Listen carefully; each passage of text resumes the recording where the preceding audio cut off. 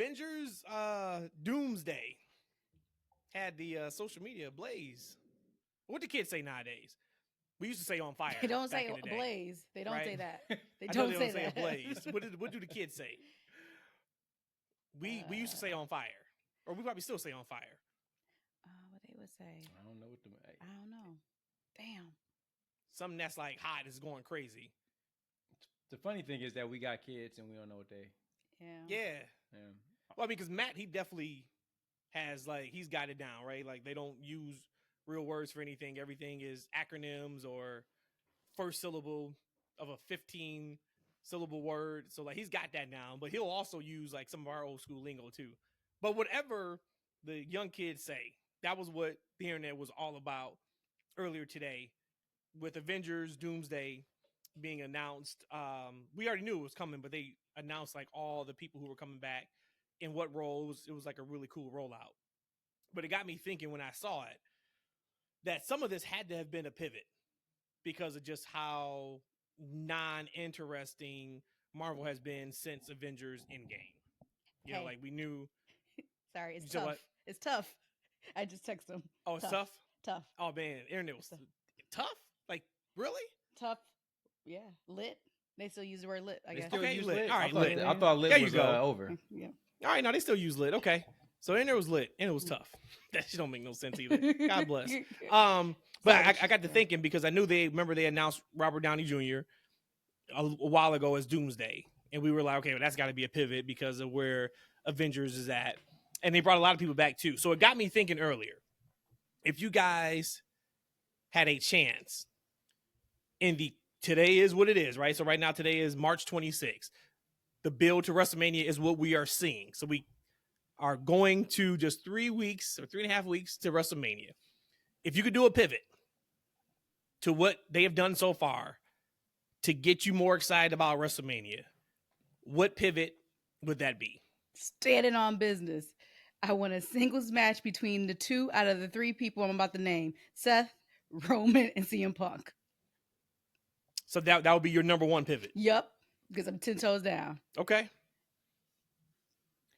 My pivot would be Rock and Roman at WrestleMania. But at this point, I feel like we lost so much time in the build for such match to where I kind of wouldn't want to pivot at this point.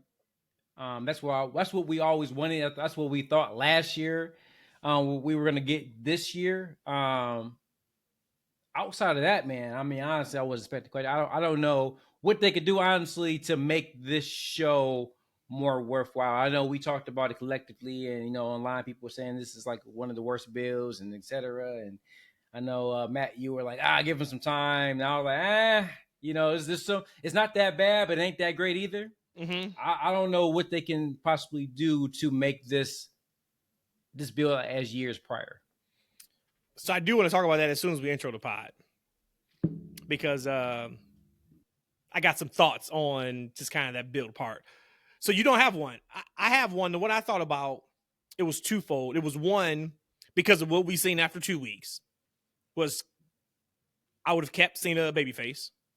I absolutely still would have done Cody versus Cena, but I would have did babyface versus babyface if this is what we were getting. And of course, that is going to be topic 1A for us is week 2 with the John Cena heel promos.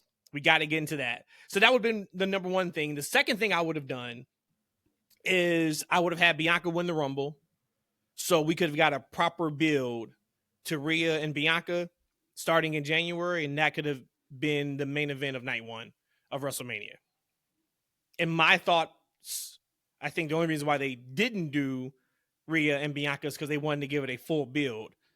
Have Bianca win the Rumble. But for me, if I had to do some pivots, that is realistic and it's, you can kind of just make little changes and everything else would be as it was, it would be those 2. If I'm thinking about it, that probably would be where I was at too, as far as getting us, again, a singles match with Rhea and Bianca. Because we've been watching this, so we know that's the other part of this too, right? Like, we are 3 weeks into WrestleMania and Rhea Ripley doesn't have a WrestleMania match. We know Rhea Ripley's going to be on WrestleMania. So there is no multi-woman match you can put her in. There's not a tag match you can put her in. So even if there was not a rumor weeks ago about this being a triple threat match, our eyes and our ears can see where it's heading. So I still enjoyed the little segment they had on Raw Monday with the, three of them and Adam Pearce, which he's hilarious. But you kind of know, like, all right, well, Rhea's going to be part of that. She has to because she doesn't have another match. So that's some of it too. But let's get to the intros of this so we can get to week 2, John Cena promo. And E, I need you to start this one off. Last week, you played the background for us. Now I need you to start this off because now I need to know where I'm going to go on this podcast. I'm going to see if there's any way in the world we can have another pod where somebody got a difference of opinion. Because if we being truthful, there is no way in hell the three of us cannot have the same opinion about week 2 of the John Cena and Hill run. But let's intro the pod. Let's start. So this is the TFW podcast. Welcome, freaks, supporters of the show. You guys already know who we are. We've been around for a long time. We were debating last year. It's almost 3 years. We are 3 the hard way. 3 the hard way. Thank you, Mr. Knight. I am your host, Matt, joined by my fantastic co-host, Rhodesia right there. Ishan is right there. This is episode 193. 7 episodes until we get to episode 200, which is crazy. And we are still the best kept secret in wrestling podcast. Keep telling a friend to tell a friend, tell a family member. Check us out. We are wherever you find your podcasts. YouTube, Spotify, Apple Podcasts. We all over the place. All right. So, before we get to the Cena part, because that's probably the second part of the conversation of the Mania build. So yes, we had talked weeks ago. I think we probably talked every week since like the last month, kind of about the Mania build. And I had tweeted out a few days ago, there was a lot of conversation before Raw surrounding the build is wrong. And there was a lot of people who were trying to make it seem like fundamentally what we're getting as a build for WrestleMania and the matches we're getting is wrong. And I just put a tweet out and said, just because you don't like something doesn't mean it's wrong or it doesn't make sense. If you look at the matches that they have announced or that we know are also slated for WrestleMania, and you look at just television, what they are presenting to us, it makes sense. Now, we can argue all day if you like it or not, right? Like, that's not the question when it comes to if something, quote unquote, makes sense. It makes sense. Now, some of the matches, would we have done something different? Absolutely. I think so. I thought it was interesting. We didn't watch Raw till earlier today, but Matt watched it live on Monday. So we were talking to him last night and he asked like, hey, did you watch the John Cena promo? I said, not yet. I said, but got a couple messages that shit ain't as great as maybe people thought after a first week of what we saw. And I'm like, but I haven't seen it yet. So of course I'm gonna reserve judgment. I said, what did you think? And he was not on board in week 2. And his reaction, his response was, because it seems like what he said, what they're showing him is not what he wanted in regards to, it seems like they're kind of slow walking the dog. Okay. So we kind of put just a button on that for now. So then I'm like, so what matches are you excited about? And he immediately went to Jey Uso and Gunther. And I said, okay. I said, why is that? His response was very interesting. His response was, because from what I hear, the internet is really dogging out Jey Uso, and I just can't wait for him to win and rub it in the internet's face. So then my direct response was, okay, so you're not excited for what they're presenting on TV. You're excited for real life stuff in the background. And he paused and he's like, actually, then yeah, I think you're right. I said, okay, so what else are you excited about? And he's like, I'm really excited about KO and Randy Orton for what they're presenting. He's a big KO guy right now, which is awesome. And there was another match, he said, but it was also like some real life elements to it. So, E, you brought up at the beginning of the pod, the Mania build. Now, at some point, we got to stop saying, hey, give it time, give it time, give it time, give it time. But these next 3 weeks of TV can completely change everything we're going to feel about WrestleMania 41 come that Saturday and Sunday. But with 2.5 weeks left, we talked on the pod probably about 3 weeks ago, and we finished it. Rhodesia went out sick. That was her flu game. And she just left an hour in, didn't say bye or nothing, just completely came off the damn TV screen. And I said, hey, what was our excitement level? I think I went with like a 9.5. E, you went with, I think you only moved up a half a point, right? I think you went from like 7 to 7.5. Something like that. Right? Okay. March 26th, and Rhodesia, I'll start with you. What is your excitement level for WrestleMania from 1 to 10? Strictly based off of what they are presenting to you on WWE TV. I have to get clarification here because you and I got into a big fight about this question just a couple of weeks ago. So are we talking about the WrestleMania PLE? Is that what we're talking about? Yes, we're talking about just WrestleMania. So take out the fact that, for this question, take out the fact that you're going. Mm-hmm. Take out the fact that it's in Las Vegas. Mm-hmm. Take out the fact that you are going to be there for 5 days. Take out the fact you're going to see John Cena wrestle in his last WrestleMania, and that be the only reason why you're excited to see John Cena. What is your from 1 to 10 excitement level? Unfortunately, it would still be really high. It would be like a 9.5. And I say unfortunately because maybe we can come on here and talk about how they have rolled these stories out so far with only 3 weeks to go. But it is still WrestleMania. Just like how a lot of times we talk about maybe some of H's booking. Today, we kind of give them a little bit of a leash because the payoffs are usually pretty good. That's kind of how I am with WrestleMania. It's still the big pomp and circumstances. I know that I'm going to walk away from WrestleMania but like, oh, that was a hell of a night. And then the next night, oh, that was a hell of a night. So just already having that investment in me, and as far as my excitement level, I'm going to say probably 9.5. What would have been right after the John Cena heel turn? Unfortunately, it's probably about the same. Now, although John Cena and Cody is supposed to be the main attraction, this is who we supposed to have, the biggest, that's supposed to end night 2. But I probably still would have said the same thing. Okay. Mm-hmm. I can respect that, Rhodesia. I mean, I feel like you can't take like those elements away. Like you're going to be there, you're in Vegas the weekend, and I think all that kind of is like a package deal. I think it's like all kind of comes with it, to be honest with you. It's kind of like when we were talking about Seth Rollins and people were saying, oh, is Seth over or is his music over? Like, well, it's his music and it's part of the experience. Like people want to go and they want to sing his song and they want to do all those things. That's part of his act. You can't take that song and give it to somebody else and get the same reaction. It's not going to work. So I feel that. I completely understand that. For me, I'm still probably about a 7.5. Okay, so you didn't drop either then. You're kind of even killed also. It is what it is. I mean, we talked about do the matches make sense? I don't know if it makes sense. I feel like the question would be, are they the right matches that people really want to see? Like with the triple threat women's match, we're kind of talking about, oh, this could possibly, main event tonight because, we don't have much interest in anything else on the card.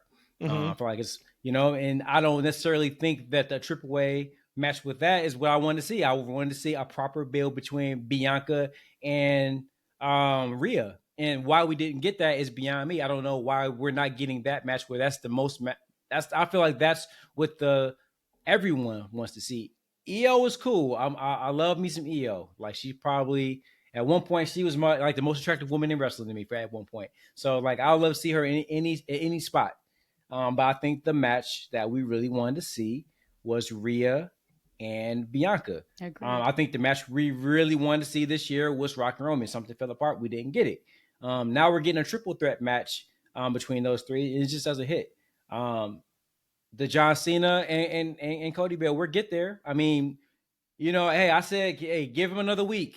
Give him another 2 weeks, goddammit. I mean, like, wait till they get back to home soil, see what's popping. But at the end of the day, the problem exists what I've been talking about for the whole time with this build. This is WrestleMania. If this was like Elimination Chambers or this was Hee Haw in Seattle or some shit, man, like, okay, cool. I get, we got 2 weeks before we get, they got some weird ass Hog Wild shits, WCW type shit back in Yeah, 96. Hog Wild, blazes of steel, asses on fire, whatever.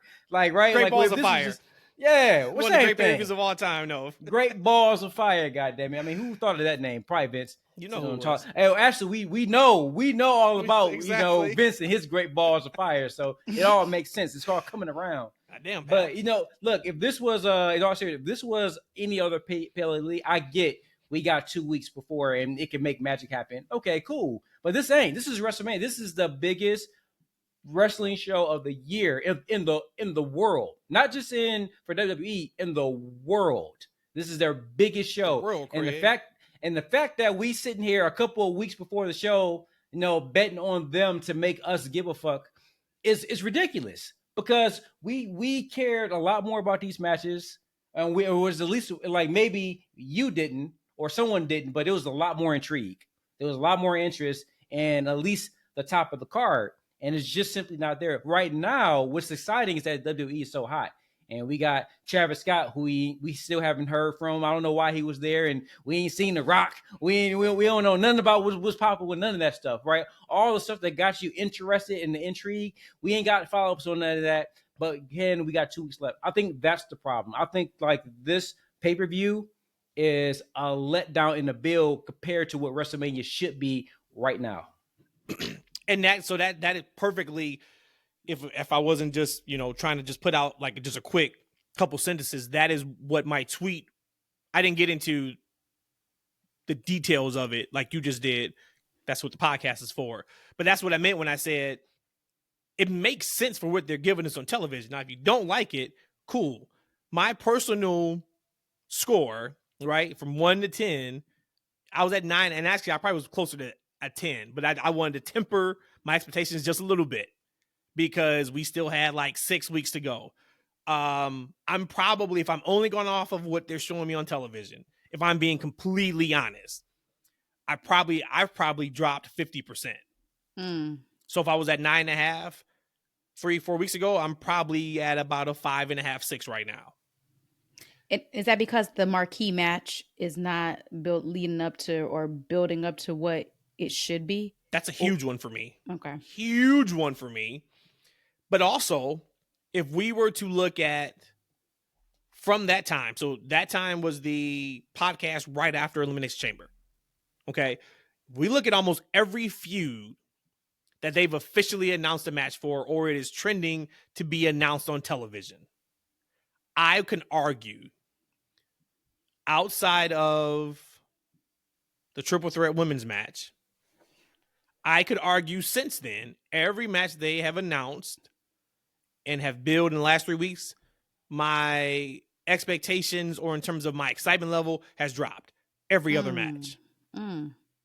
I could argue that. I wouldn't argue that with KO and Orton. I think they've done a really good job there. But absolutely with Cena and Cody. Definitely with Gunther and Jay until Jimmy came to the rescue, and we will talk about that too. Tremendous promo backstage segment. What else have they announced? What other matches? Tiff and oh my God, and we're gonna talk about that too. Yeah, Charlotte is dog walking my girl every single week, and I have a really good question for you guys. Hey, matter of fact, I don't know what you got on the dock, man. Let's talk about it now. I got all right. So before we get there, let's go to the Cena thing then.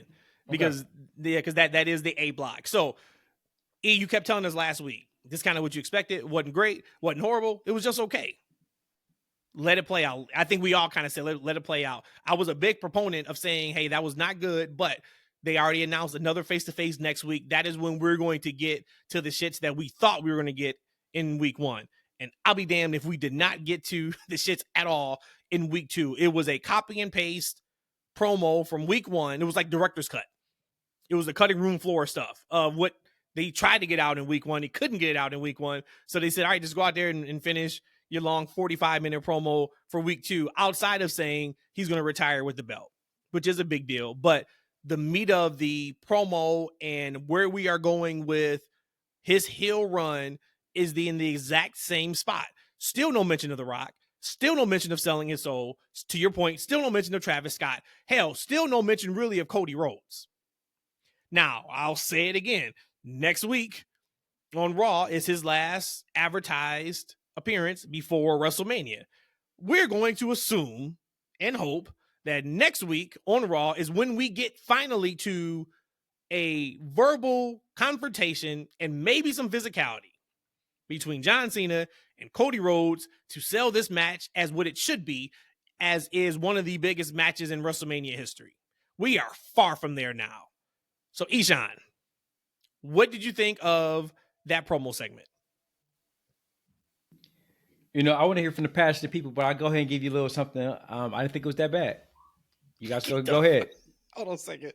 We have not used this board in a very long time. I don't even know what to hit you with on that. Like, you don't believe that. You, in your heart of hearts, there's no way you believe that promo was not that bad. We just talked about this is night 2 main event. This is the biggest match of the year. Week 2 into John Cena's promo, you are telling me you walked away from that promo segment again saying, hey, that wasn't that bad, John. You can't spell real without E. Come on, baby. What Go ahead and fuck, give it up. I'm actually going to shoot Eaton Bell right here. I'm going to go in here and say that anybody who did not have a problem with last week's better not come on here, go on the internet, or anybody have a change of heart saying that, oh, it was so much worse. It was so much worse. It's the same exact thing. He still never connected the dots for me of why he turned in that moment when people were clamoring for him. Like, I'm about to get hot again on this. Like, I think you hit it perfectly. We hadn't talked about this. This was like the director's cut. This is the extended edition of what we saw last week. I got my hopes up high. I fell for it. Because I heard the spoiler on the TFW pod that we're going to see another interaction with John Cena and Cody Rhodes. And then this is going to be what we really wanted to get. This is going to be that interaction. And all I got was an extended version of the first interaction. So anybody who thought the first one was good and that we tripping, blah, blah, blah, they should have said, oh, this is the same thing. It's the same thing. So E, I give you props for at least saying, yep, nope, it was the same thing. It's all right. Because that's all it was. Part 2 of blah, blah, blah, blah, blah. It was funny, our YouTube comments. Shout out to everybody who commented on the last pod. Love you guys. The majority understood where I was coming from. There were a couple people who say like, hey, I see what E is saying, but a lot of people kind of felt the same way I did with what was that. I did see a lot of that on social media today because I stayed in a bubble until I watched, and I kind of just went back a little bit and looked at some hashtags and kind of saw what it was. And the temperature is, this is not enough. That is kind of what the overall sentiment is right now, is this is not enough with John Cena and Cody Rhodes. Now, once again, like I told Matt, so now after watching the promo segment, what I told him even before I saw it, I said, so then not to say that John Cena is trying to go out there and cut bad promos. When he told me what he said, how he felt, maybe they're playing the long game. This is not what we wanted from a heel John Cena. What I said to him was, and this tells me there's a longer play at hand. So, meaning, evidently their feud is not going to be over after WrestleMania 41. John Cena and Cody Rhodes. And we're not getting to the shits until either intentionally next week, because that's the final build, or even after WrestleMania. And I think that's a slippery slope. But for him to come out and kind of do the same thing, you guys are making it so easy for me. It's like, dude, okay, the excitement level we all had after Elimination Chamber. And yes, it is still, and if you want to talk about is it working, it's still working because he got booed. We got the let's go Cena sucks chance. That's always going to be there, especially when they're overseas. Yeah. I mean, those crowds are crazy excited whenever they go out there. But it was a swing and a miss again for me. Now, my expectations were not as high as week 1. And we also had a couple of people in the YouTube comments that kind of asked, like, hey, was it because your expectations were really high? It's not that. Once again, my eyes tell me the story. My ears tell me the story. I know good shit when I see good shit, and I know average shit when I see average shit. Both of those promos just were not for what we saw. If he would have come back and turned heel without The Rock's involvement, take out Travis Scott. If it wasn't The Rock's involvement, if it wasn't after being a babyface the entire night at Elimination Chamber and then turning after you've already won, these promos are okay. They're cool. I still would be like, man, I want more, but at least to me, then it makes a little bit more sense. That's the disconnect. You have yet to talk about that night that you turned. That is what we care about. So there's going to be a disconnection if next week he talks about that night. It's like, okay, well, where was that conversation at for the last 2 weeks? At this point, I think maybe all I'm asking for is a vintage promo segment of the year between John Cena and Cody Rhodes on the mic. I think at that point, that's all I'm asking for the final face-to-face before WrestleMania. Now, they're still going to have 2 or 1 Raws before next week. 2. I can't remember now. Is it 2? Mm-hmm. Okay. So they're still going to have 2 after that. One is probably going to be a video package. Maybe he calls in via satellite or, he does something like that. But for them to not even mention The Rock again, like I said, and just kind of forget that ever happened, and we're just spitting all of our hate toward the crowd who's been there for you, is just like, come on, dude. I need more. I need more for night 2 main event. If this was night 1 main event and night 2 had some type of grandiose plan for Punk, Roman, Seth, it feels a little different. If night 2 was, it's not, absolutely not, Tiffany and Charlotte, because he wants to go there next. Okay, still a letdown, but all right, it's on night 1. Night 2 needs to be what we've seen night 2 be since they've gone 2 nights, and that is the biggest match of the weekend and of the year. And we're just not there yet. I'm going to say this, and I'm being real with myself. I am being honest with the people. The first impression is the lasting impression. That's what I got. This is what I got on the follow-up. If someone said, well, Rhodesia, what can be done to make it better? Honestly, there's probably nothing. I think John Cena would have to actually look different, because although he said this is the last time is now, so it's not like a never give up towel that he comes out with, his gimmick is still the same. So it's just a real complete disconnect for me as a fan, me watching him on TV. Like, he's about to now become uninteresting to me. And that is a place I never thought in a million years I would ever feel about John Cena, with me supporting him during Super Senior years. Like, outside of him actually looking different, I don't think they can actually do really anything for me to get me excited.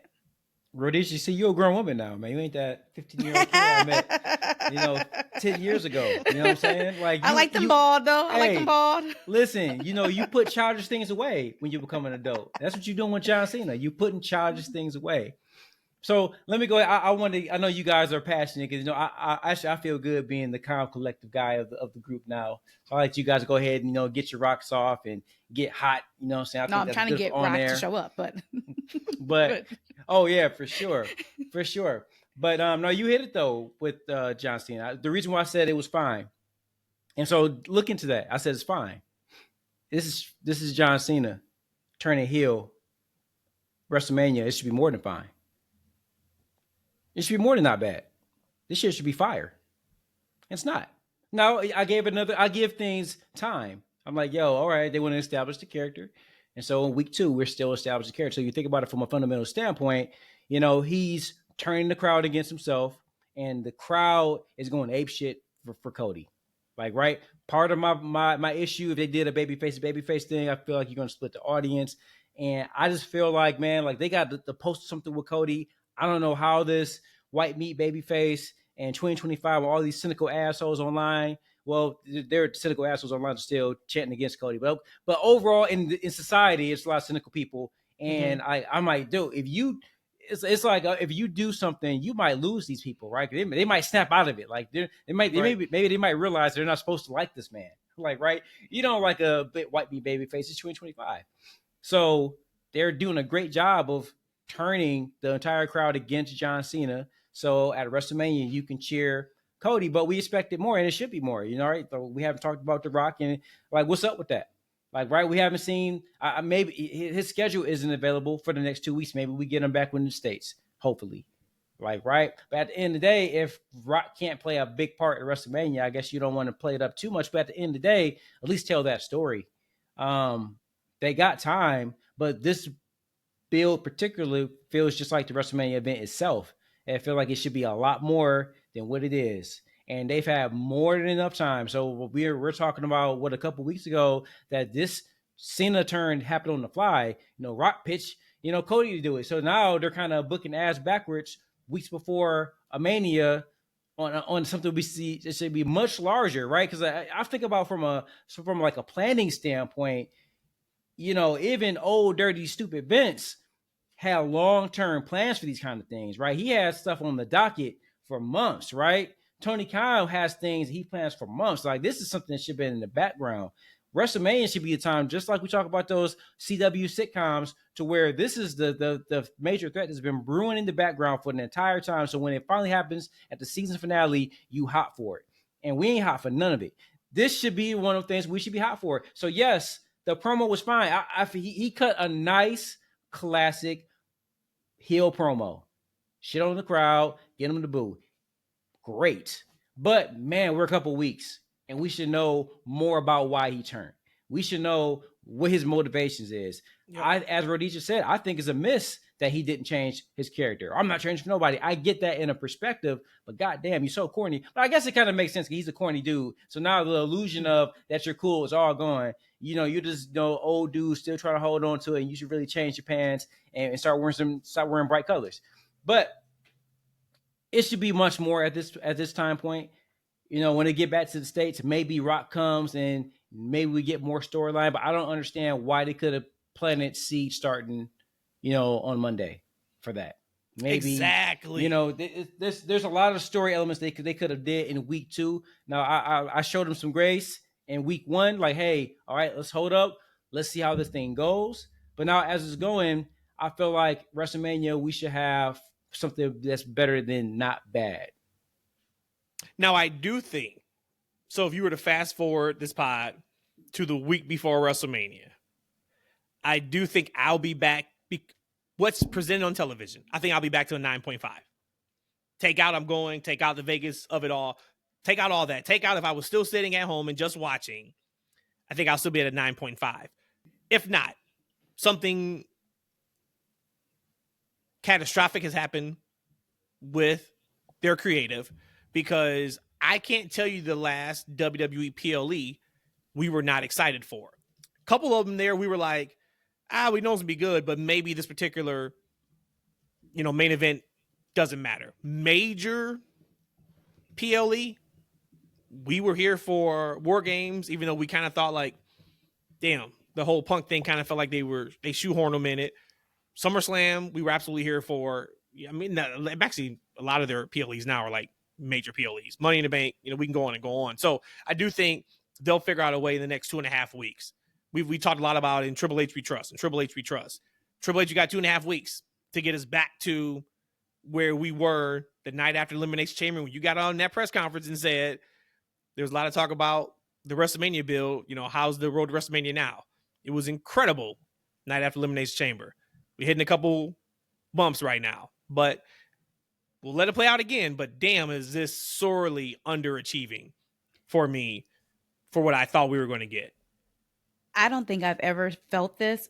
I know I never said this, but this is the first time, like, the part-timers, the non-full-time people, like Rock and Cena, if your availability wasn't there, y'all shouldn't have inserted yourselves. Because this is like, to us, is real to me, right?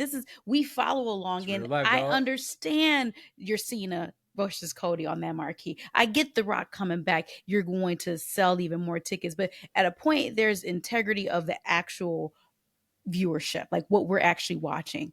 And if y'all knew y'all weren't going to be here and or not be able to book the story right, because both of their schedules might be super fluid, so things can change at the drop of a dime, then don't insert yourself. And this is the first time I've ever said this out loud, and it's probably the only time I truly ever felt this way too. And think about what The Rock was giving us last year this time. Think about, he was damn near on TV every single week. He was cutting those 30-minute Instagram Friday promos that had us going crazy before SmackDown every single Friday. He gave us Bloody in the Rain, Cody Rhodes. He gave us unannounced. He just gave us so much that he added so much to that build of WrestleMania. And we knew it during that time too. Hell, I think one of the topics we had was, does this change where he is on the on-time list? Does he move up even more because of what he's given us? So to kind of go from that, and I'm going to shoot him some bail, because the whole reason why he's not wrestling is because he couldn't pull it off. To me, this is strictly Cena, because you guys could have, storyline wise, made a perfect reason why The Rock's not there. Either because he doesn't think worthy of you guys to make this trip, or, you know, like, they could have done so much. They could have done so much with the corporate Cena out there with the phone and The Rock is call. You know, like, they could have done just so many different things. So for them not to, it feels rushed. And that's the last thing. And then I'll throw it to you. We can go to Tiff and Charlotte. Last thing Matt said about the promo was, it felt like, he said, it feels like they were just told what is going to happen right before they came out to cut the promo. He said it feels like to him now, none of this was planned whatsoever. They literally just told Cena, like, hey, you're about to turn heel. You're out in 5, 4, 3, 2, 1, and go out there and cut a promo. And it does feel like, where is the end game? You brought up Vince. I was just talking to Rhodesia a couple days ago about, like, back in the day. We were talking about, because they announced, and shout out to natural disasters. Let's like give them a round of applause. Going into Hall of Fame. And I was trying to explain to her just like how big Earthquake was at one point. You know, he was John Tenta in WCW, but I explained to her about how when he killed Damien, right, on Superstars. And then I got into, and she asked me, well, was it different? I was like, well, you know, he had a new snake, but, and then we talked about when Macho Man got bit, you know, by Jake the Snake Roberts on Superstars. We were talking about like those big, just parts you'll never forget, stories and storylines. And I say, like, as much as like Vince really fucked up, like kind of like towards his end was, you know, last 5 to 7 years was not great. But when he had to really show up for those main event angles for WrestleMania and just the main event angles for throughout the year, he hit on those more often than not. It was the rest of the stuff that was absolutely horrible. And it feels like on this one, not that he's needed, because he's absolutely not needed in pro wrestling, but where is the quality control? Right. Triple H said, I'm going to give John Cena the autonomy to do what he wants to do. He's earned it. Which he has. He has. Yep. But maybe if he has full autonomy, maybe this is why you don't have wrestlers book their own stuff and they need a sounding board, because it just ain't there. E, what you got? Yeah, actually, no, I had this same thought as Rhodesia as I was going through my thoughts earlier. These part-time dudes, man, like, maybe they shouldn't be in these big moments like this.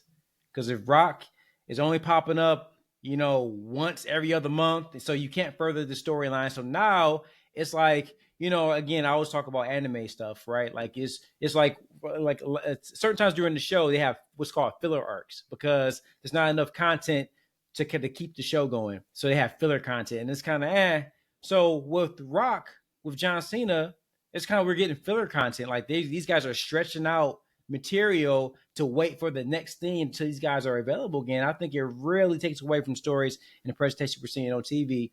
But for me, going back to the anime thing, like with WrestleMania build, like there's a show right now I watch called Solo Leveling. And every episode is building to the next one. Building to the final episode, I think, which is next week. But prior to that, it's been a countdown after every show. Like you want to see next week's episode. And I want to see next week's episode. Like, right? So I know I can appreciate them getting us in maybe a week before the show or whatever. But damn it, this is WrestleMania. We should be fiending for WrestleMania to see the actual card, not just the WrestleMania experience, but we should be fiending to see John Cena and Cody right now. We should be sitting on the edge of our seats to see what's going to happen next with Roman, Punk, and Seth.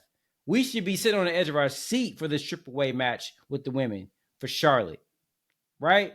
That's my biggest problem and my biggest letdown right now. We talk about how great WWE is doing.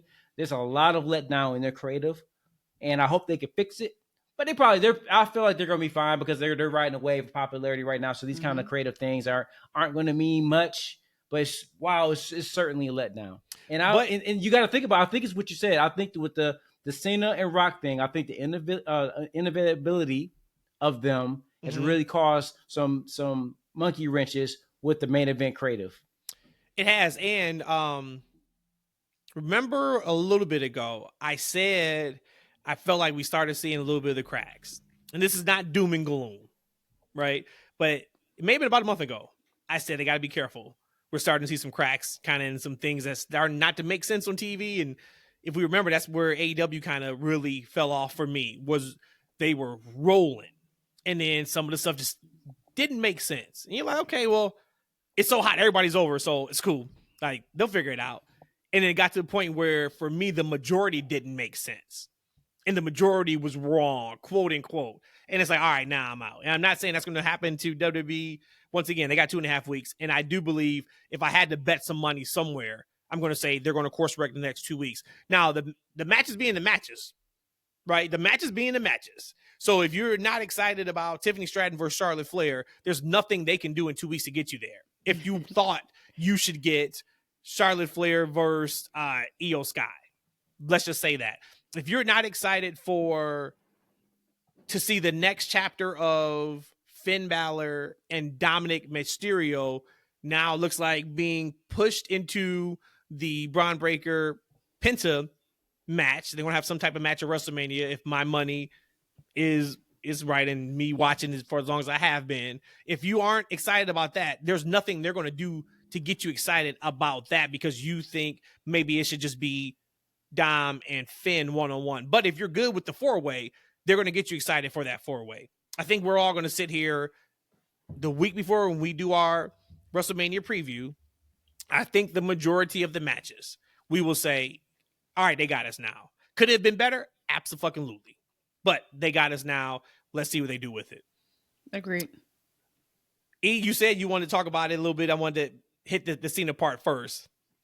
What was your thoughts, sir? First time I saw the promo segment was online. Saw it on X first. So then I rewatched it last night to make sure my thoughts were the same. Charlotte versus Tiffany Stratton. Give it to me. What a hot mess. What a hot fucking mess, man. And you know, in watching that segment, and again, I don't want to put my professor cap on too many times on the show. I'm just a regular guy. But you can't spell real without E. And I said, Charlotte is going to be too much for Tiff.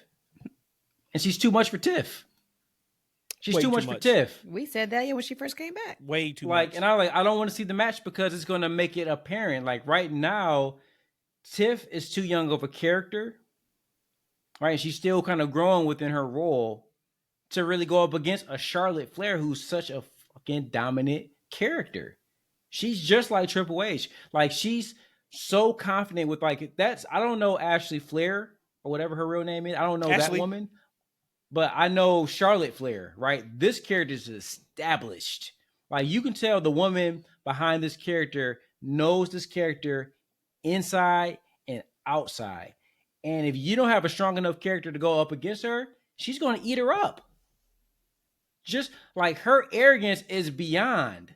Like, right? Her arrogance and everything is just beyond. And it was on full display in that segment. Like Charlotte just dominated and talked down to this woman like she was a little girl, and Tiff looked lost in every segment. Even at the end, she's like, "All right, man, you know what? I'm done. I'm done fucking with you. What you got to say? You're gonna put water on the fire." Yeah, she went right back. She went right back to her scripted line, and that was when. So the whole thing, everything you said is spot on, dude. And I got a question for you, Rhodesia.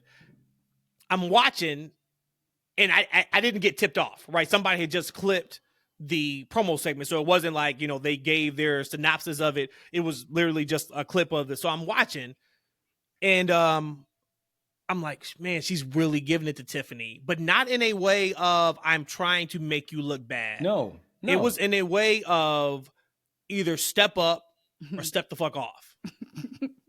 That's what it felt like. But see, I got a question though. Say, when you say that, right? Because it wasn't. We know it's not a shoot, right? Mm-hmm. Who's right? Who was the writer and producer for this? So that's what I want to talk about a little bit. That's what I want to get into. I want to geek out on this one a little bit.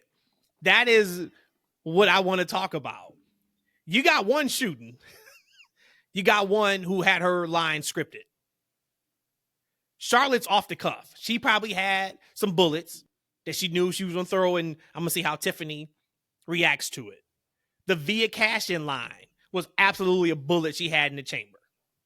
Yeah, you won, but you cashed in. Like, that ain't shit. Anybody can do that. Tiffany wasn't ready for it. To your point, she had that line about you put water on whatever's hot. Charlotte gave her the floor. She went right back to that line. That is a scripted line that she had. Not good enough. Not good enough. There was a lot of conversation online about Charlotte intentionally making Tiffany look bad. There was a lot of conversation around Tiffany's not ready for this spot they put it in. There was a lot of conversation around, whoa, there was a mistake to give Tiffany the title. There was also, and I came from the spot of iron sharpens iron. Mm-hmm. And we are seeing in real time Develop what we saw with John Cena and Roman Reigns years ago. Same thing. When John Cena told Roman Reigns in that ring, it's a promo, kid. If you're the big dog, you got to figure it out. I'm still around because you can't do your job. This is what it is. When they find somebody who was supposed to be that next big thing, and we all, I think, agree, Tiffany Stratton will be that next big thing. But holy hell, E, you probably said maybe a month and a half ago. I think this is before Charlotte even came back for the Royal Rumble. And you just said it there. You said, I'm a little worried because that line that what Jay had a long time ago, right? What's 300 when you pull up, whatever the line was. I can't remember right now. You're going to see when we thought Tiffany was, is who Charlotte is. And when you put them next to each other, it may look a little different. You see the difference. And right now we are seeing the difference. That's why, in my opinion, the physicality 2 weeks ago didn't work. That's why this promo segment didn't work in regards to on television trying to get us excited for the match per se. It worked, though, when you are watching it from the lens we watch a lot of times is, let's see if this person can step up. Let's watch. Let's see the eye contact. Let's see the inflection of the voice. Let's see what they do when everything doesn't go right. Can they do a little something different that is not just pre-talked about or rehearsed or whatever the case may be? And Charlotte got her hook, line, and sinker. Completely dominated her. Rhodesia, I want to get into your thoughts because I think you feel a little bit differently. You even sent me a text when you watched it last night. It was like, it wasn't that bad. I think it was. After you give your thoughts, and then E, I want your thoughts on this question too I'm about to ask. What would you rather see? And you can't do this all the time because this does not make for good TV. Charlotte is exposing Tiffany on the lead up and build to WrestleMania. I am 100% sure Charlotte is not going to expose her in the match at WrestleMania. If she wanted to, she could. Right? The majority of the veterans can expose the younger talent if they wanted to in the match. Used to happen back in the day, kind of consistently. They don't do that now. That would be looked at as unprofessional. I don't think what Charlotte's doing right now is unprofessional. But what would you rather see? Would you rather see, hey, let's talk this all out before we go out there and we cut a promo and, hey, I'm not going to make you look too bad. I'm going to dig into you a little bit, but nowhere near as what I could do because I know you're not at my level yet. Or would you rather see what we're kind of seeing now with Charlotte and Tiffany, where Charlotte is probably like, look, I'm Charlotte fucking Flair. I am not dropping my speed down. Yeah, I won't go 120 miles an hour, but I'm going 95 miles an hour. And maybe you've only shown 75 miles an hour on TV. You got to get to that next 20 if you are going to be that next person in WWE. Which one would you rather see? I want to answer this question before I give my thoughts on it. I would 100% take that latter. Charlotte Flair is not going to tear down what she helped build in the women's division. When the Four Horsewomen came over and kind of just changed the whole landscape of women's wrestling in WWE, or just even in professional wrestling worldwide, she's not going to do that. I want you to, this is the point of why you work with veterans. This is the point why you work with seasoned people.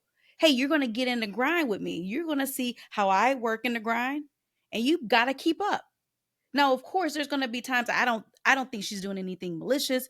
I think she's doing everything she's supposed to be doing. And if someone says that Charlotte or Ashley is actually like doing this to her on purpose to make her look bad, I would say hell no. That's no way near what's going on.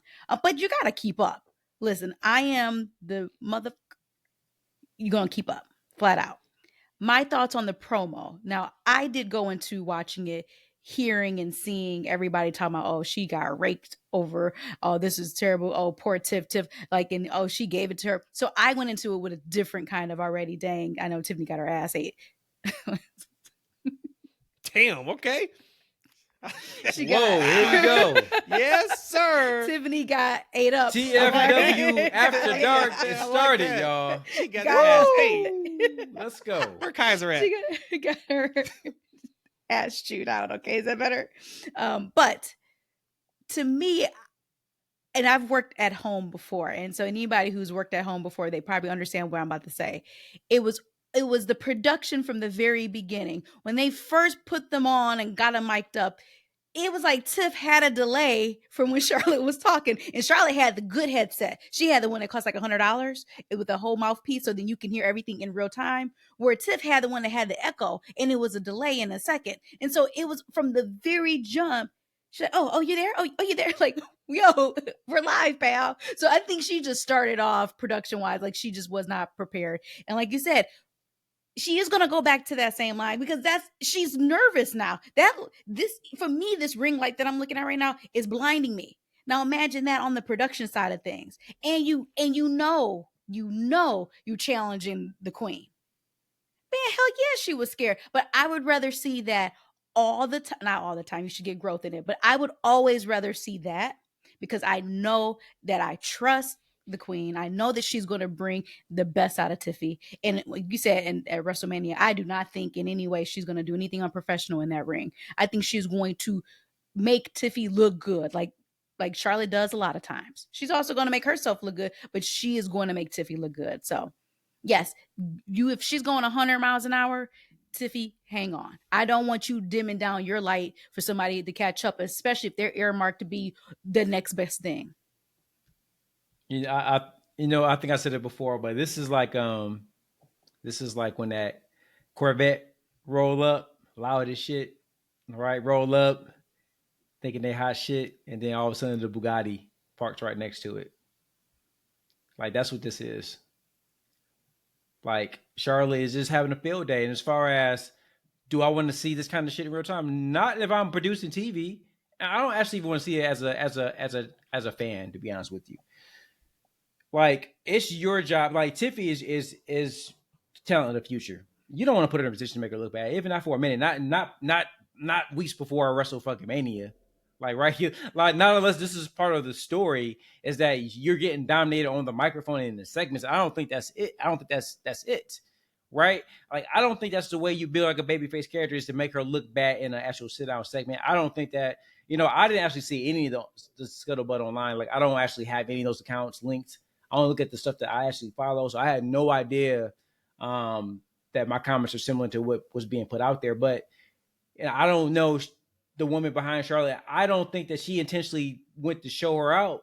I feel like it just is something naturally that happens because of the foundation of her character, as opposed to Tiffany is still playing a character. I feel like, like those actors who actually, those method actors that into the character, like, right. And they're doing things, whatever to kind of get in that moment. And then you got that person that kind of, it's a job. Like they read their lines to the best of their ability, how they think the characters should sound. And they come out and they do it. There's a difference between the method actor and the ones who's just checking in. And that's the difference in what you're seeing right now, right? That's why you need somebody stronger, like a Rhea Ripley, for instance. This is the difference of Rhea Ripley in 2025 versus Rhea Ripley in 2021 when she first got to the main roster. Someone who didn't know her character, who's still learning her character and was kind of learning on the fly, versus somebody who established and knows their character front and back, to where that's not even, that's just a part of their being at this point, right?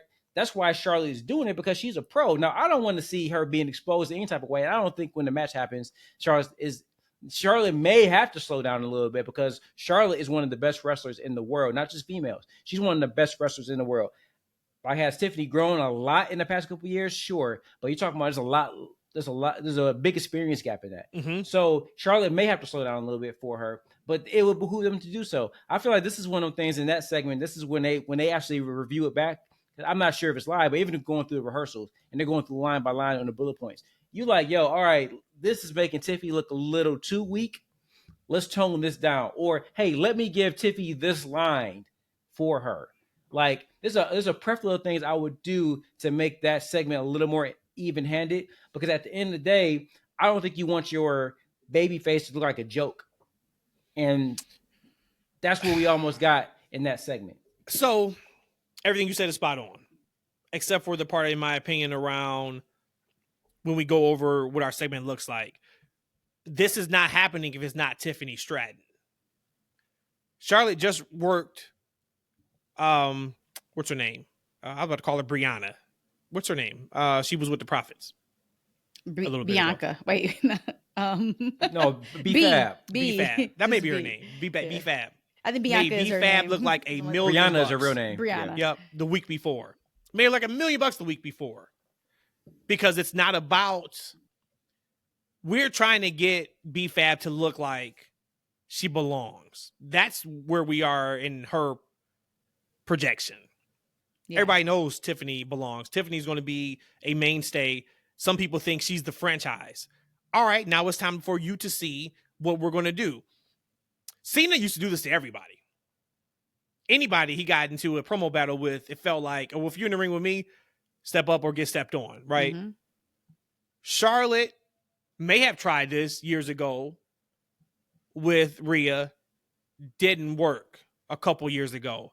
It damn sure didn't work against Bianca. Bianca held her own. Actually, Bianca kind of gave it to Charlotte. Mm-hmm. That is what I think this is about, because you are supposed to be the heir apparent to this. All right, now let's see what you got. You don't do that for WrestleMania, though. This you don't do that for WrestleMania. This is the problem with the. If this is what they're doing, this is why the build is what it is. And I guess if they gonna put out these kind of builds in this type of way, and like, hey, we gonna make her learn on the fly, weeks before WrestleMania. Maybe that's why we gotta wait a week before the show. They actually get 100% invested in it. I mean, like you get what you put out. So this is what they putting out. Shit is what you're gonna get back. Now, at the end of the day, and that's a problem with a lot of time with us fans. If we can sit and watch TV that we don't agree with week after week, and then all of a sudden one show they could just say, "Woo, I'm ready, I'm there, let's go." That's a problem, because they can continue to do these type of things. I don't think you should do that. I think that when you're putting on a show, you owe it to the performer and to your audience to put the best possible product on every week, minute by minute. I shouldn't be putting things out there I know is going to be kind of bad so I could prove a point, or I can, no, you do that in other avenues. Maybe you do that at house shows. Maybe you do that at a live event or a different like this. There's things at stake right now. This is the biggest show in the world. Like, you mean to tell me we setting examples, and when you're making, no, we should be putting on the best possible television. That's not what we got. That's absolutely not what we got. I was going to say, but the difference is I enjoyed it, brother. I thought it was great. I didn't think it was bad. It's bad for Tiffany. Shame on you. Well, no, it's not bad for Tiffany if she takes this as a learning opportunity and grow from it.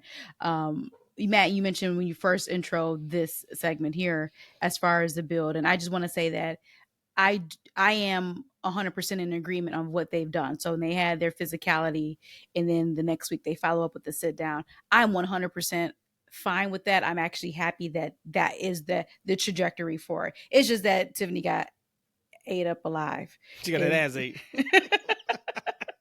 Boy, she got that ass ate on Netflix. I like turn that shit up, Renisha. So that was that. Main event segment, which was Punk, Roman, and Seth. I said it was enough. It was enough to set the foundation. It was enough to get people intrigued that now, hey, it's officially announced for the triple threat. Now they got 3 weeks to really make this match what it needs to be. I think the biggest thing for me out of this whole thing was they know what the favor is now. What's because the favor? Punk teased it. Oh, you mean on Monday. They know the favor. Okay, they know what the got it. favor is now. Okay. Punk teased it and said, this thing has been all about one thing for him, and that's main event in WrestleMania. And I think he said, "I'm not, or am I?" Mm-hmm. And he made a quick comment again about the favor. They're doing the contract signing on this Friday. We don't need to get into if you had to guess what the favor is. If you guys want to have that conversation, we can have it. That's not where I wanted to go with it. Where I want to go with it is the three of us didn't want this triple threat match as first opportunity, right? We either wanted Punk, Roman, any option, probably opportunity out of the three of them, one-on-one, we were like, give me that opposed to this triple threat match. We were getting a triple threat match. This one, I think, is absolutely going to get us where we need to get to in terms of excitement levels for sure by time WrestleMania starts. My question for you guys, though, is will it take a lot for you personally to get as excited as you should for a CM Punk, Seth Rollins, Roman Reigns match? Or are you kind of like I am? Like right now, I'm there. I just need to see it play out. I need to hear what the favor is this Friday. And then I need an incredible segment, WrestleMania level segment involving Roman Reigns and either Seth by himself or Punk by himself or the three of them. But you guys know what I mean when I say WrestleMania level Roman Reigns segment. That's what I'm waiting for. Give me the favor on Friday. Give me the Roman Reigns segment, and I'm locked in. Or do you guys need way more than that to be like, for this to be who's involved? They got to give me a lot more.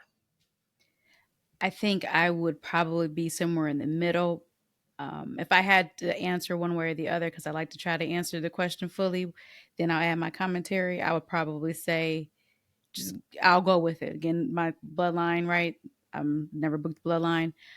But I will say that I think me being partial in things is rearing its ugly head again, because over these last couple of times I've seen the combination of them three, it seems like Punk has lost a lot of steam for me, and that my attention is going a lot more towards Seth and Roman. And I thought that before it was Seth kind of looking like the little brother, the little brother. He got called the little brother by Punk. And to me right now, I'm feeling more of Seth and Roman. So that's why I keep saying like 10 toes down. I'd rather it be a singles match. I'm starting to lose the interest of Punk. I don't know if it's because where they're at in their shows, and again we're kind of getting the greatest hits from him too at these shows, but I'm starting to feel like he's the odd man out for me in this match even more. So I goofed around talking about 2 out of 3, but really I'm starting to feel like he's not really in this match. Like the only reason why he is because he has his favor that we're about to see on Friday. Regardless, I'm gonna pop for this match. I'm gonna be super excited for this match, but if you can give me a whole lot more in addition to telling me something was happening on Friday and this signing, then I'll be really, really happy. But right now I am starting to feel like I'm getting some Punk fatigue. 7.5 all the way live. 7.5. That's where I'm at with this. It's like the rest of the show. Like I need a lot more. But it's nothing more they can give me. And we talked. Right. I established earlier in the show. I think we said it like this. This is what it is. This ain't something they can really pivot. They can just turn this on. I mean, it's going to be a fine show. It's going to be WrestleMania. It's going to be all those things. It's going to be a nice match. It's a triple threat. It's the big names in the show. But who gives a fuck? Like, why should I care? Why should I care who wins this match? Well, what's the stake? Like, right? Because after the match, Roman Reigns is going back to semi-retirement. Like, right? You still have Grimace still there. Like I got check out of that, right? CM Punk. I think CM Punk has some nice lines in there, right? Like I think Big Chief, Grimace, and he made it. He said a couple times and back-to-back promos, like neither one of you have beat me without the help of the other. Kind of setting that stage right there, like yo, I'm the guy to beat in this contest. But I mean, at the end of the day, it's a meaningless match. It's just not what I wanted to see for a WrestleMania. This don't feel like a WrestleMania match. This could be a main event of any other POE, and that'd be cool. But at the end of the day, like a lot of those POEs, let's be honest, let's just say what it is, man. Like them POEs, they all right. Like most of them been all right this year. Like right, they've been entertaining. Been some good matches. There's been a couple of matches that stand out on the card, but they've been cool. And when they done, they done. And that's what this feel like. I feel like when it's done, it's done. And then, that's why I think Friday is so important, because of this match has to have a stipulation.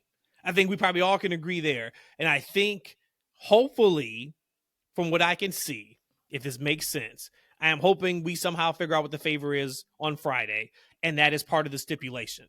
Now this match means something, because you are correct.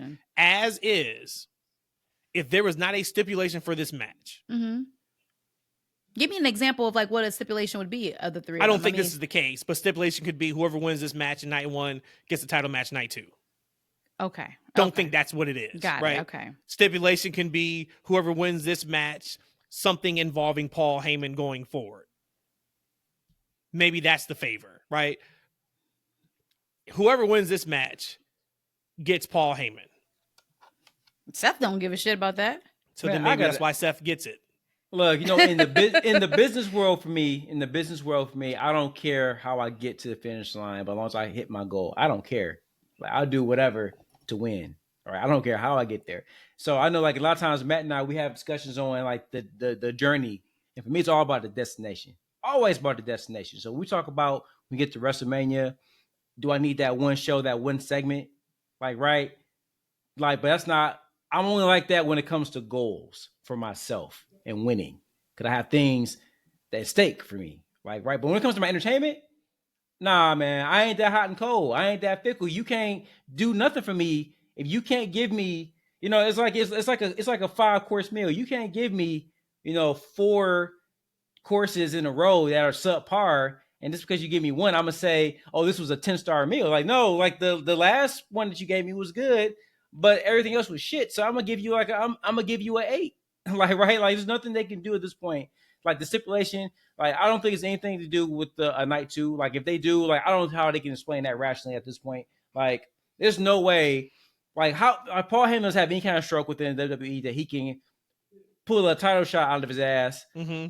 You know what I'm saying? That makes sense. Like, Cody Rhodes is going to have the battle of his life against this renegade John. We're hoping that maybe we're hoping that maybe the 2 hours before the event, Travis Scott come out and explain everything to us in the rap, right? Like, he has like a rap party with candles and shit, man. And lyrically, he just makes everything make sense, right? So now we got this emotional roller coaster. Cody Rhodes, hopefully he beats John Cena. I gotta be honest with you, I don't want to see a John Cena win at this point. We didn't get to that. Because if John Cena is not going to be around for like another 6 months, and we got to have we got to have more filler until we get to his next appearance, I don't want to see that.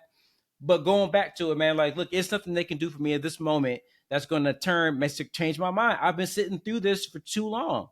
It don't matter what they do next week or the week before. It's going to be what it's going to be. Is it going to be a good match? Absolutely. Absolutely, it's going to be a good match. But I need more than a good match, and especially I expect more from WrestleMania. Cena will be around in May and June, just FYI. He's already announced for some dates for SmackDown. They're all SmackDown shows. So we'll see.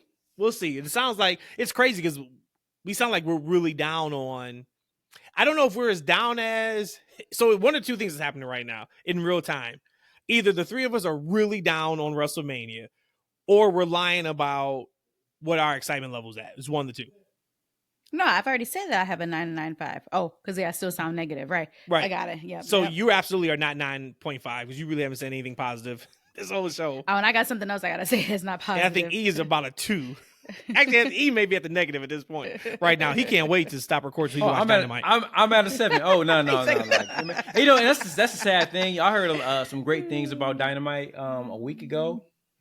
I just couldn't find myself to watch it, man. I'm like, man, I just don't want to fucking watch no more wrestling this week. And that's another time for another conversation. Yep. Go ahead. I feel there's so much wrestling on right now. WWE gives you so much content. I need like a break from wrestling after I watched all of this. But I just don't have time to put in more of it. So here's the thing.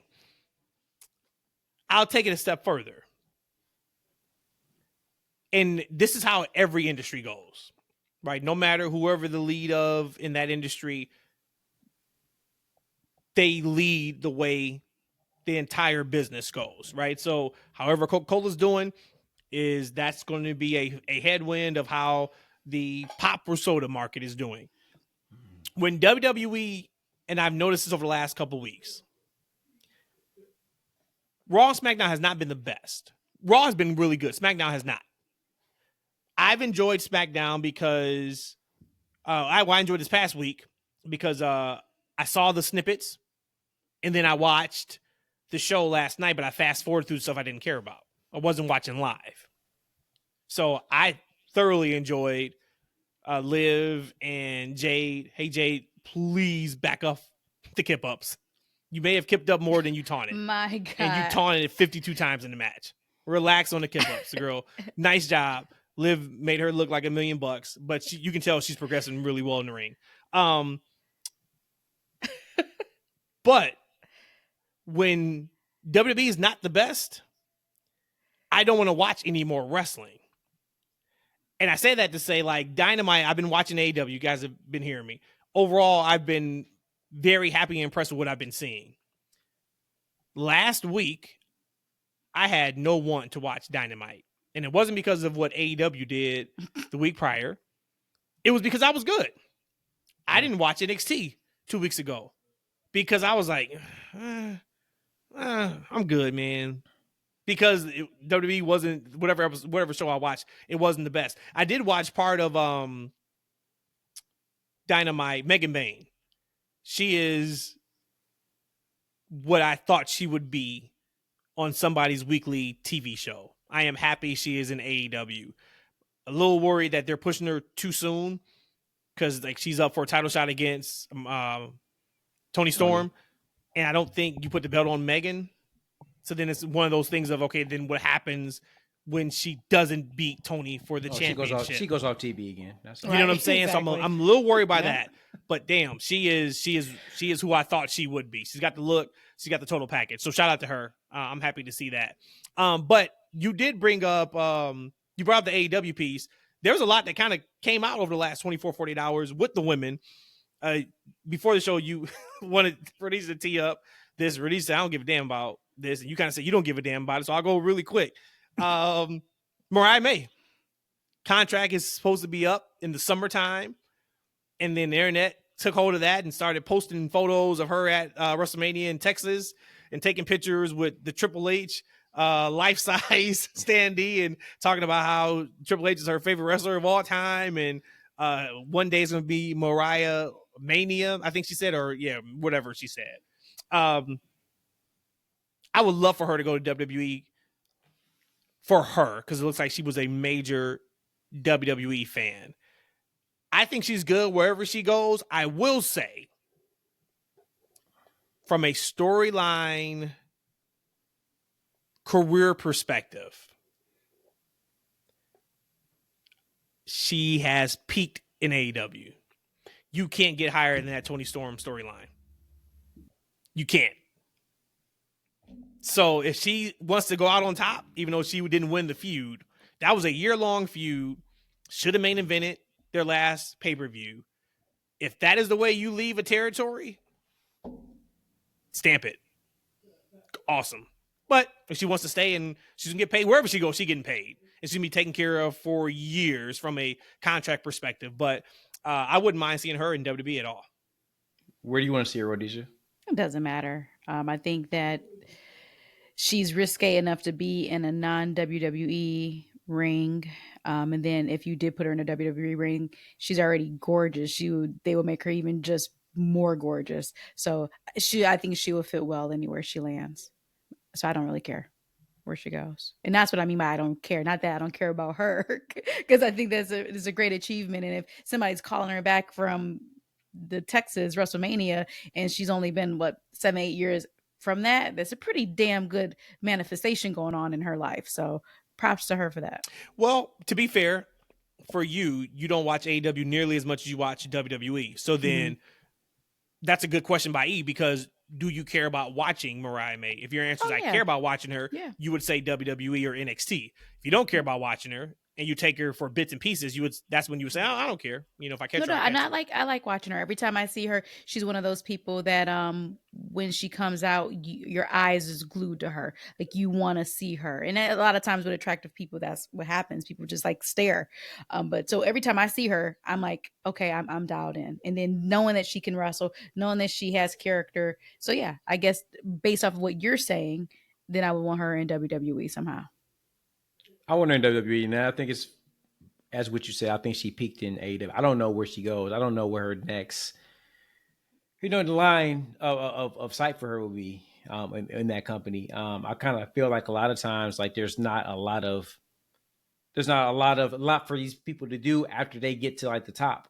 Mm-hmm. And I think about it like, all right, so like money isn't a problem for Tony Khan, right? So if he wants to pay the girl, if he wants to overpay her to keep her there, I mean, he certainly could, like, right? But I would rather see her in WWE.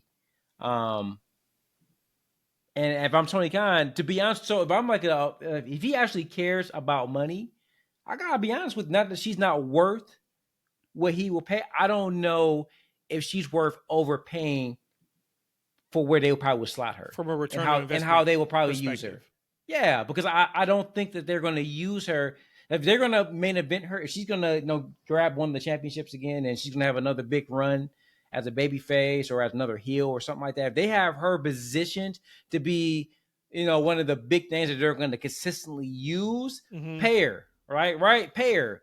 But I just don't see overpaying to keep her, and she's just one of the girls. And I kind of feel like, to be 100% honest with you, I kind of see them kind of dialing her back a little bit, because you already got Toni Storm, who is a awesome character. Honestly, I love to see that character on WWE, but it's an awesome character for AEW. You got Mercedes, who's catching steam, doing her thing. Those are your top two girls, like, right? Yep. With Mariah there, she's going to be third at best.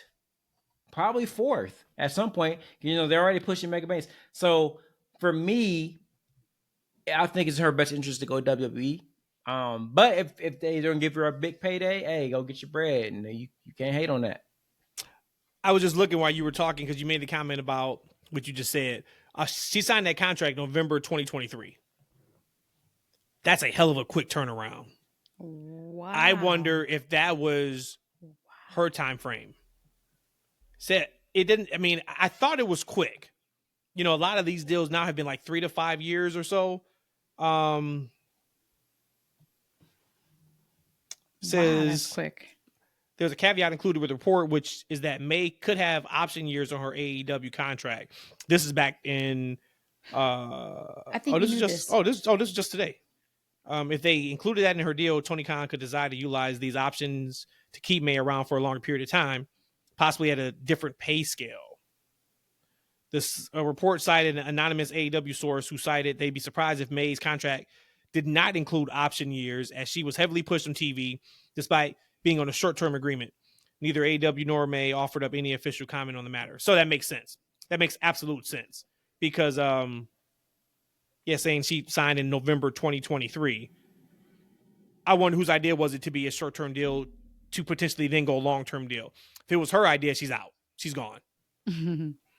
I don't know why it would be Tony's idea to have her for a short amount of time. But if you think about it, right, she's unproven talent at the time. Like, right? And so, part of the, there's I'm not sure if you know about it, Rhodesia, but Dolph Ziggler's brother, Ryan Nemeth, has a, that lawsuit. And I think part of the lawsuit. Oh, no, I don't know about the lawsuit. No, yeah, there's a lawsuit. You know anything about it? Nope. But just quickly, Ryan Nemeth is suing AEW and CM Punk.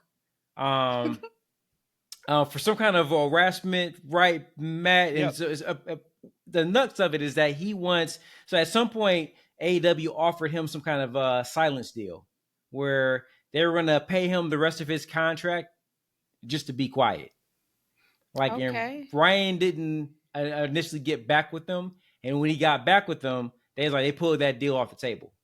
So he's suing them to get that money that they talked to him about, essentially, like, right? And so now as the lawsuit's going through, AEW and Tony Khan, they want to keep it private. They don't want it to go public because they don't want they don't want some of the contract agreement negotiations, et cetera, to be put out there. They feel like if some of their pay structure was made public, it'll put them at a disadvantage for negotiating talent in the future. So I would imagine, probably like a Mercedes, Okada, Will Ospreay's got paid, Ricochet's, these two, rumored they got paid millions of dollars, right? Maybe Mariah May isn't getting paid millions of dollars. Maybe she got kind of a lower scale, deal. right? Yeah, because she's a lesser known talent. They probably, probably broke her off some nice money, probably more guaranteed money she was making overseas, right? However, now if I'm a hot commodity, right? I overplayed my contract. WWE's interested into me. They're going to go ahead and give me a nice deal. So now it kind of behooves her to make that move. But as I said, if AEW has to overpay to keep her, I wouldn't do it. Get paid, young sister. Get paid. Funny update to the Ryan Nemeth story, and I thought this was the case. He tweeted today, raise your hand if a literal billionaire sent someone to sue you 4 minutes before you walked on stage for your off-Broadway debut play this weekend. That's his Twitter bio right now. I wonder why Dolph Ziggler didn't make an AEW. Then I forgot about the lawsuit with his brother. I'm like, oh, that's probably why. Now you know. That's probably has something to do with it. The other women's news from AEW, Saraya, who just a couple days ago said that she's gonna be gone from AEW while because they don't need her, came out today and said that she left AEW. She gone. All I really have for this one is it's a damn shame that we did not get her and Mercedes. That is a massive miss to me. I think she still has something to give to the wrestling business. I'm on the side of, here's a question for you. If you can only pick one to be in WWE, is it Saraya or is it Mariah May? Mariah May, purely on age. Okay. Oh, well, and here's the thing, Paige she's still young. She's been around for a long time, but she's still young. I think she's like 32. Let's fact check it, maybe. I'm able to find it right now, but I think Mariah May is younger than her. Oh, Mariah May definitely is younger. She has less mileage on her ring. Saraya is 32 years old. 32 years old. She's young. She's very young. Wow. That is very young. Because you would think as long as she's been around, she'd probably be like in her late. It's like you would think she's like Charlotte's age at least. Yeah. And Charlotte, she's young. She's still 38 years old. Mariah May's 26. But yeah, Mariah May, I will pick her because I feel like there's more to do. Mm-hmm. New character you can kind of groom. I kind of feel like Paige, when she comes back, she's going to be kind of who she's going to be. I definitely think that Paige, if she were to go back, which I think she will, I think she's definitely going back to she was on Busted Open, and she's very complimentary of AEW her time there. Said she loved her time there. She said that she mutually agreed with Tony to step away because she has pursuits outside of wrestling that she wants to get into, some acting, etc. So it sounds like something she's going to be away from wrestling for the time being. But I think when she's ready to come back to wrestling, she's definitely going to be WWE bound. I think it's more so the shame of we didn't get Mercedes versus Saraya. I think that is how they used her, and she mentioned during her interview, she said that, hey, you can be upset with maybe the way I was used, maybe you thought I should have been used differently, etc. But she enjoyed her time there. I think it's an absolute travesty the way she was used there. I feel like that, and they dropped the ball from her from the very start. Man, she had an awesome story, and they just dropped the bomb with not producing her correctly creatively. That promo that she told, and then the Britt Baker promos afterwards that followed that, really turned the AEW audience against her, and she never was able to get back on track. And I feel like the attempts to get her back on track were very half-hearted. And now she says that she never wanted to be the big star. She wanted to get other girls over. Yep. But like, goddamn, baby, when she went back to the company, when she went to AEW, she was like in her late 20s. Like, so you're not over the hill old hag that gotta put girls over. And since Tony didn't use her properly, didn't see that in her, and then push her properly to understand her star power and what her story meant, man, I feel that's the biggest travesty to me. It's a big what if. It's a big what if. That made me feel different. Used and presented. That made me feel different about her. Just y'all saying that she did not want to be the main thing there, that she wanted to put other people over. Because I was gonna say her career in AEW was it was underwhelming, and it should not have been. And I don't blame her. But now that you're saying that her in her mind, she wanted to put young talent over, then I can kind of see why it's like that, along the lines of the Kenny Omega thing. Like, Kenny Omega, what he was before, he wanted to come over, and it felt as if he didn't want to be the main guy forever. And we saw what we got out of his career with AEW. No, I don't think anybody would say that Kenny Omega has had anywhere near the type of career in AEW that he did in New Japan. No, he's did some awesome stuff with the trios, though, with the Bucks. You take out his surgery. We'll see what this next part looks like. Him versus Ricochet versus Speedball, Mike Bailey, at the next pay-per-view. That match is going to be insane. And shout out to Ricochet. I guess he's not on Dynamite. He announced that him and Samantha are getting married right now. So shout out to them. Nice. Oh, Yep. yay. That's very cool. Very cool to those Lugbirds. Yay.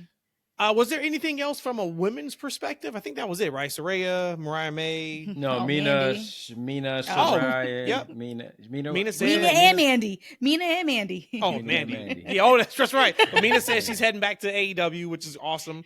Mandy got on her soapbox today. Got hit with the community notes. Like, lady, you were not a double champ. I thought she was, and he was like, "No, she was too. no, she never was." I was like, "Oh," he's like, "She just put the belts together." I was like, "Oh, my bad." Oh wait, so I never even looked more into it. The community notes on it. So So, yeah, I she had no wasn't. idea. So she wasn't a double No. champ. No, she wasn't double champ. No, yeah, no. That's why. So like, for Oh my God. for the listeners, so like, in the friend chat, I had tweet sent still up them too. I sent still I'm up. like, I sent the guys like a tweet of Mandy agreeing with the fan who said that they skipped over her when they talked about Stephanie being a double champion. I'm not sure they said it was the first time ever or what the actual quote tweet was, but the fan was Yeah. like, "Hey, They said they it totally on TV. Yeah, yeah, they say, oh, they totally forgot about, disregarded Mandy." And then Mandy replied back, like, "Yeah, ain't that about a bitch?" Something like that to that extent, right? It's pretty pathetic, isn't it? Thanks for the recognition, though. Appreciate you. Pretty pathetic. And I sent the group to the message to the chat. I'm like, oh, she must not run her own account. Because, like, she should know that she was never a double champion. And I was She like, unified. I was like, the yeah, they titles. did skip over her. And he Yeah. was like, no, like, she wasn't a double champion. She unified. I was like, oh, you're right. Okay. That was a unification match. I really did think that was like, and they doing that China energy on her. Like, ever since she's out there selling pics of her body, they're like, oh, forget her. We're going to eliminate her from the books. Nope, that wasn't the case. That just wasn't what she was. Comedian no smacked her across the face with that one, though. She got her ass ate, Rhodesia. Oh, she did. There's a video about Literally, it. Yeah, there's a probably. video. She did, like, shoot. No, I'm like, legit. She got her ass ate. That's it, literally. That's it, yeah. probably literally. Are you any more excited about Jada and Naomi? We saw Naomi as a heel now officially, came out with the black on, or what they consider a heel. Some people may say she was right the whole time. Came out there, no music yet, so we don't know what the music looks like, but no color, just caution tape. She got some of Jay's ass. Yeah, Mm. I Which was thought cool. that was a good one. I was gonna actually say, Oh, this ass talk. I need to find Katrina. Jay. There you go. Off this podcast now. I thought Jay looked great. Again, I did text Matt. Hey, I text Matt. I was like, because I think he was a little bit ahead of me watching the show than I was, and I'm like, I already know that you're past this. I'm like, but how many kip ups is Jay gonna do? After I the counted 12th one, 3 in 1 minute. yeah, I after counted the 3. 12th one, I was just like, thank God for Liv Morgan. Hey, you know what though? Hey, that last one she did, I feel like because she was a slow ass skip up too. I felt like I felt like she was like, oh, I think I already did this too many times, but I mean, I already done kind of going through the motion, so let me go ahead and bang it out. With that last one, I thought like her knee and her like ankle went out. Like if you watch like the way she landed, I was like, Yeah. please don't fucking go out another 6 months because you know doing too what many I nip thought? ups. I thought it was like the old school dunk contest. So it was like you got your first dunk, all your energy is there. You lose all your stamina after the first dunk that you miss. I'm like, she gonna keep kipping up. And She gonna she's lose not all of gonna her be able to get stamina. up. She's not gonna be able to get up. She hit that taunt button one too many times and no mercy. Yeah. She went from green to yellow. But overall, I thought Jay looked good. She looked more comfortable, noticeably for me. She yeah, I mean, and Liv had a big piece to do with that. She did. So good match. Like I said, it looks like we are getting the Mania match. So that's what it is. What else? E, I know you had some on 2K. Oh, real quick, before you get to your 2K stuff, we had a question on YouTube. Our guy, Ghost Ronnie T1285, said, do you think Chelsea Green is going to get another security guard? If so, who would you pick for her? Which I thought was a great question. I thought I answered. Who? I thought I did. Do you guys think? So my answer would be, I don't know if Chelsea's going to have the title long enough to add another security member. If she did, I would continue to have non-Americans as her security guard. So I think that would be really, really cool. I don't know who it would be because why am I forgetting her name? Oh, It's not I did Alba Fire. answer. She's the one that got let go. What's her name? No, Isla Dawn got let go. I'm sorry, Alba Fire. Alba Fire does not come across before this as any type of like comedy or comedic wrestler, so they could put anybody there. But if they were to give her another one, I would say, once again, make sure it's like non-American, which just adds to her being like the U.S. whole thing. But I don't think she needs another one. I like that. But I did say if we would go with Princess Ariana. I don't know what she called herself. Who? But Santino's daughter. Oh, yeah, that's okay. a good one. Yeah, that's a Yeah, good I one. could see her She'd be like her being- secretary. Yeah. Yeah. That's a really good. That's a good one. The comedy between those two would be outstanding. Yep. You know, I felt like the Alba Fire thing was very interesting because I believe like Blair Davenport had said on one of her interviews on the way out, she said, hey, she had pitched to be part of Chelsea's crew. And then all of a sudden, you know, we see Isla getting released, and we're like, oh, where's Alba? Like, you know, like, oh, and then Alba gets the like the role that Blair had pitched. I'm not sure if that was something that they had already threw out there and she pitched to be part of it, or did she have the idea and they ultimately gave it to Alba? And I'm like, oh, that sucks. But to right before we wrap things up, this is more so of a conversation to my homeboy Matt. I know, Rodish, you don't really get into the games. Maybe you will. But I want to go ahead and quickly give a WWE 2K25 update. I want to go ahead and quickly say that I recommend the game. Okay. If you like 2K24, you're going to like 2K25.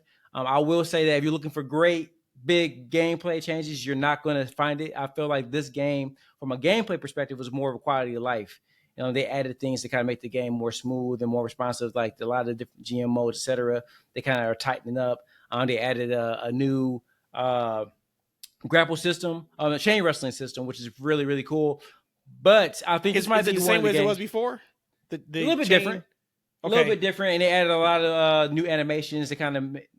I like this better than it was in the past. I kind of feel like I didn't use it very much. I think I turned it off. It's pretty cool.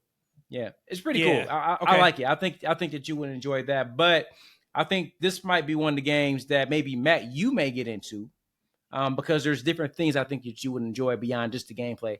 I think the showcase mode with the Bloodline is awesome. I like the what if matches. I think you'll get a kick out of that. Okay. I also think that you would like the My Rise. I know last year you kept asking about the My Rise, and I can swear to God, I asked you a question like 5 times that it was boring. He left me on red like 3 months because I was ready to lock down. I was like, let me see if it's worth me doing this. He just did not answer me from like March to June, and then he was like, yeah, I told you I didn't play it. It's like, dude, I'm over it now. No, I played it. It was boring as hell. I mean, it was very boring, but I played just snippets of it just recently, and it's actually pretty fun. I mean, it's a nice little entry story. They have like branching, like right off the bat when you start playing the mode, they have branching storylines, and based on how you kind of come into the promotion, kind of dictates like your early story. It also kind of dictates what unlockables you have. So you can play the mode multiple times and get different unlockables based on how you're playing and branching through the story. I think it's a really cool way to kind of can I won't say force you to play with both genders, because like, so for instance, like I created my own character, right? And I try to import them into the My Rise. So I import my character, but they're also trying to make me import like a woman. I thought I did something wrong. Like Okay. I didn't create any women. Like, right? So, but during the match, like you have a chance to get backup. And there's multiple storylines how you bring the backup in your relationship with this backup. And so as you're going through the story, you can switch between the two characters as you're both are kind of going through the Mariah story. So it's very, very interesting. So I think you'll like that. Now I know you're also on next gen. So next gen you can play the island, which is like the city. So if you like that mode, you might like that. Now I'm not into that. I'll play on PC, which is That's old like the gen park, considered. right? Like Isn't it like the park in 2K? Yep. Okay. And unfortunately, if you're familiar with the park and the city and all that stuff, the microtransactions are are the same.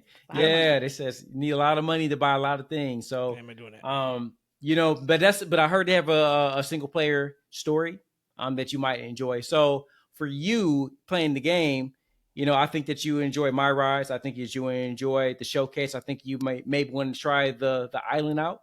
Okay. There's one thing I'm gonna leave you guys with. This is the last thing I'll say. They also added something called bruising.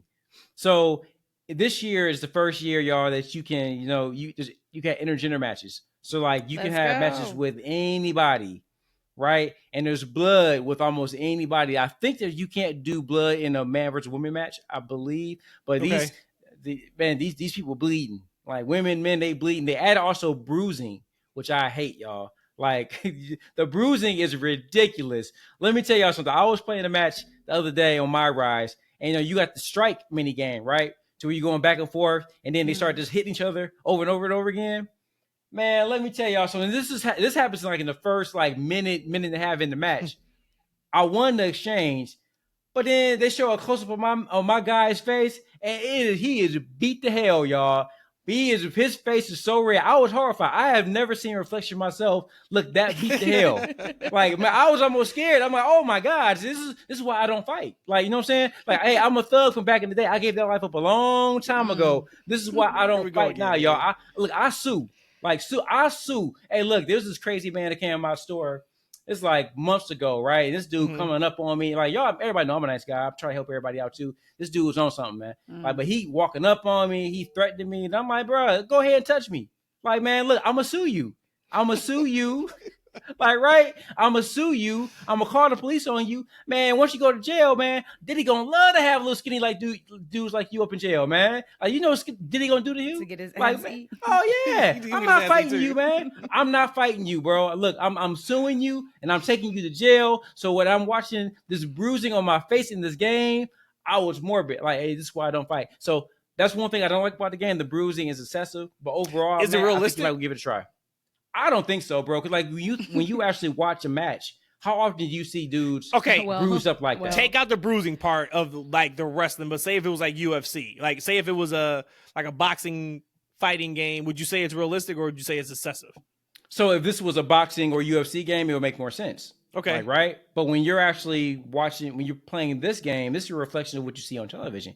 These dudes doing these fantastic moves and nothing happens. Now, one of my guys in Discord was like, yo, E, maybe they're getting the motivation from a Gunther match. When he chops you, your chest is going to bleed, right? But when you watching majority of these matches, like dudes aren't busted open like that and bruised up, and not in the first minute of a damn match. Yeah. Jeez Louise. Yeah. That's okay. So then the Mariah sounds like something I would get into, but then I have to create a character, which takes time. But the showcase, for sure, because I really enjoyed the showcase. That was actually all I did on 2K24, was just the showcase, which was I think it was a WrestleMania showcase last year. Yep. And but that was like 6 hours or however long it took me to play it. And I was waiting for your answer for 3 months on if I should start My Rise. And then, like I said, by that time, it was over. I think I moved on to another game I hadn't played in like 6 years. I did just finish, show you how bad my backlog is, Horizon Zero Dawn. I just finished that a couple weeks ago. Like the original.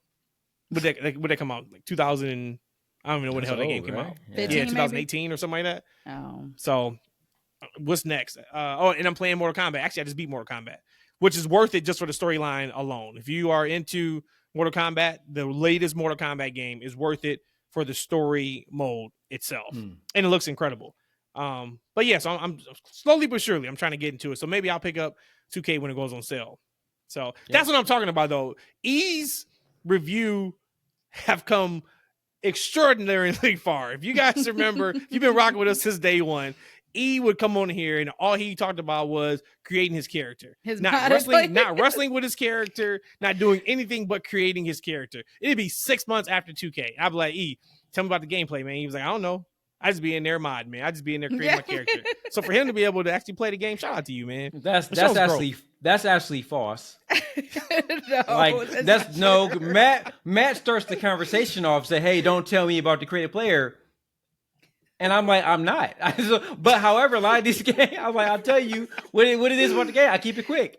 But this is one of the first, because I know that specifically the things that are good about the game, Matt's not going to be interested in. Like these are kind of like, wrestling games almost like hard. So it's like hardcore wrestling. You got to kind of be into it. So if you're not into the mechanics and the gameplay of the game, you're not going to find enjoyment of it. But I think this is a year for people who kind of like sit on the fence, with the story of the My Rise and the island content. And I think this is one of the better showcases they've done in some time. I think that if you're not just sitting there to play, playing Universe and GM, if you're not into that kind of stuff, they got other modes for you to enjoy. That's awesome. Good stuff. Last thing before we get out of here, I mentioned really quick at the beginning, I kind of just threw in the Jimmy Uso, Jey Uso comment. Something I had on that. Number one, they are one of the best tag teams. We've talked about it, but damn, it felt so right to see them back in a tag team match, and they hadn't missed a beat. So that's we know that is what it is. Number two, though, Jimmy hyping up Jey Uso was so fantastic and exactly what that feud is going to need for the next 2 weeks, because Gunther is going to beat the dog shit out of Jimmy Uso next week on Raw, and Jimmy Uso knows it. Jimmy Uso was putting himself in that position so Jay can get upset and get that fire back. Awesome storytelling from this Monday to what they're going to do next week to get into WrestleMania. But when I saw him give Jay that pump up talk, and he saw Gunther smack the hell out of Gunther, of course Gunther not taking that lion down at all. That's going to give Jay that fire so he can win the championship at WrestleMania. I thought that was awesome. As much as that storyline has not been great, I think Jimmy went a long way of putting that match where it needs to be in the context of this is a really, really big deal. That was all I had. Yep. That was all I had. All right, y'all. We out. Thank y'all for listening. Thank y'all for watching. I already plugged everything already, so we don't have to do that again. But y'all know, leave a thumbs up, like, comment, share, interact with us, do all that kind of good stuff. We are still on the road to 1,000 subscribers. I think we are at 714. So we need to get to 1,000 ASAP on YouTube. But check us out all over the place. Y'all know where we are. That's Freakin' Wrestling on YouTube. We are on That's F&W on Twitter. That's F&W on Instagram. And that is about it. We will be back next week to hopefully talk about, man, that is what we've been waiting for, John Cena. Mr. Cena, that is what we've been waiting for. Is for you to give us that moment to get us excited for what you're going to do in 2 weeks against Cody Rhodes. Poor Cody. Cody out here for 3 years in a row now, selling this shit by himself. First 2 years because Roman was chilling at home. This year, Cena's there, but he ain't there. God bless Cody Rhodes. We appreciate you. We out, y'all. See you next week.